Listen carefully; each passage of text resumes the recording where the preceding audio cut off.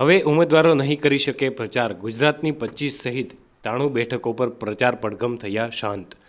આગામી 7મી મેના રોજ લોકસભા ચૂંટણીના ત્રીજા તબક્કાનું મતદાન થવાનું છે, જેનો પ્રચાર પડઘમ આજે સાંજે 6 વાગ્યા બાદથી શાંત પડી ચૂક્યો છે। ચૂંટણીના 48 કલાક પહેલાં આજે ગુજરાતની 25 સહિત કુલ 93 બેઠકો પર પ્રચાર પડઘમ શાંત થયા છે। હવે આ બેઠક પર લોકસભા ઉમેદવારો નહીં કરી શકે પ્રચાર। જણાવી દઈએ કે છેલ્લી ઘડી સુધી ભાજપ અને કોંગ્રેસના ઉમેદવારોએ ખૂબ જોરશોરથી પ્રચાર કર્યો હતો। આજે સાંજે 6 વાગ્યાથી 48 કલાક સુધી કોઈપણ પક્ષના ઉમેદવાર ચૂંટણી માટે પ્રચાર નહીં કરી શકે। હવે પ્રચાર પડઘમ શાંત થતાં ડોર ટુ ડોર મિટિંગ અને ખાટલા બેઠકો શરૂ થશે। સાથે જ બહારથી આવેલા લોકોએ પણ મત વિસ્તાર છોડવો પડશે। આ તમામ લોકોના વાહનોની તપાસ કરવામાં આવશે। સાથે જ 48 કલાક માટે રાજ્યના તમામ જિલ્લામાં લાઉડસ્પીકર પર પણ પ્રતિબંધ રહેશે।